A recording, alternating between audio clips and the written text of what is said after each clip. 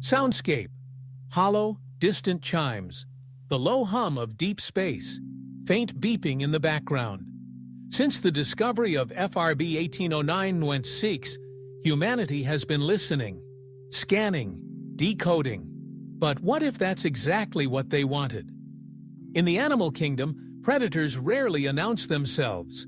Instead, they bait their prey. The anglerfish uses a glowing lure. Spiders spin irresistible webs. Hunters wait in silence. What if the universe does the same? This theory is called the signal trap, a hypothesis so unsettling it challenges the very core of our curiosity. It suggests that powerful repeating radio signals like FRBs aren't random.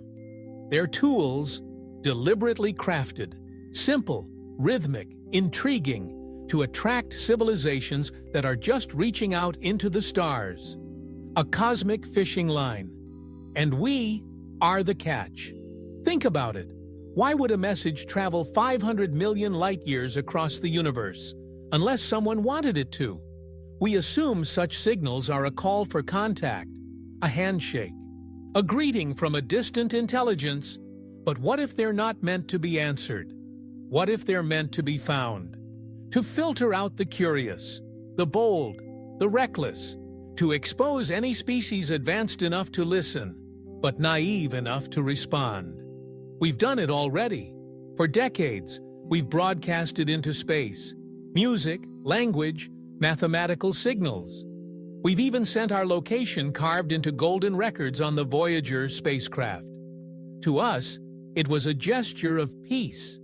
But to a predator, it was a beacon. One astrophysicist described it best. If you were hiding in a dark forest, would you build a fire and start singing? And yet, that's what we've done.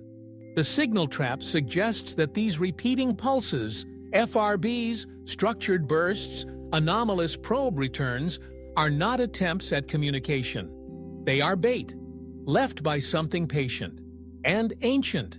It doesn't have to be malevolent. It might simply be curious, analytical. But the effect is the same. Civilizations like ours are drawn in. We point telescopes, we launch probes, we respond.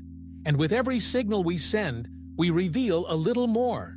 Not just where we are, but who we are. Our weaknesses, our technology, our thought patterns. Imagine if an intelligence millions of years ahead of us is gathering data this very moment. Not from a fleet of ships, not from drones, but from the breadcrumbs we are willingly dropping. And we're not the first.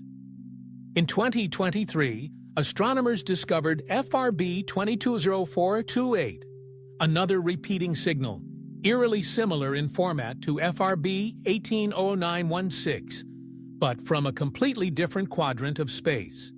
The pulse sequence? Identical, almost like a template. And yet, there was a hidden layer. Buried beneath the radio wave pattern was a complex series of frequency shifts, which, when visualized, formed a waveform nearly identical to DNA helices. It's as if someone, or something, was offering a mirror, a test of recognition, a challenge, or an invitation. But here's where it gets chilling. 1 year later, the entire region around FRB 220428 went dark.